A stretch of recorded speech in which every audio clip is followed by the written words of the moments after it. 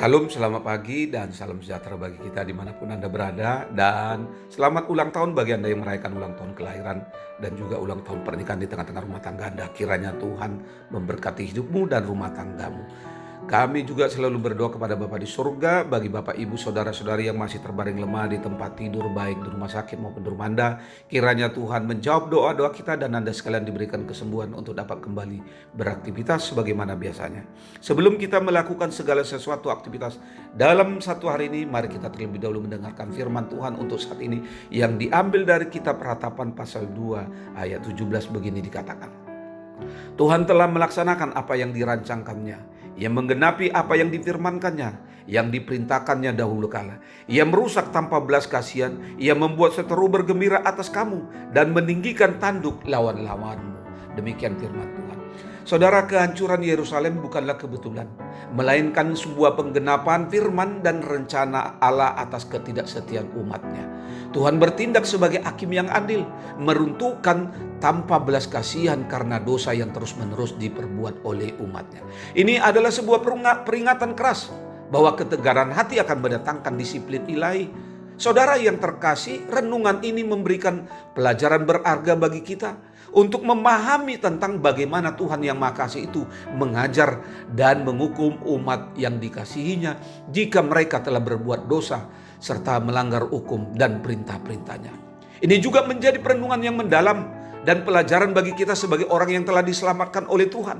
Kita seharusnya meratap atas keberdosaan kita dan takut atas hukuman serta murka Tuhan. Ketika umatnya hidup dalam ketidaktaatan, firman-Nya tetap bekerja, bukan untuk membinasakan semata, melainkan untuk mendidik, menegur, dan membawa umatnya kembali ke jalan yang benar. Firman ini juga sebuah ajakan untuk berefleksikan apakah kita benar-benar percaya, apakah kita benar-benar taat, apakah kita benar-benar menghargai dan sungguh-sungguh menghargai firman, apakah kita benar-benar hidup dalam ketaatan atau justru sering menunda dan mengabaikannya. Jangan sampai kesetiaan Tuhan kita pahami secara sepihak. Kita hanya mengharapkan berkat-Nya tetapi menolak kehendak-Nya. Di dalam Yesus Kristus kita melihat kesetiaan Allah yang sempurna.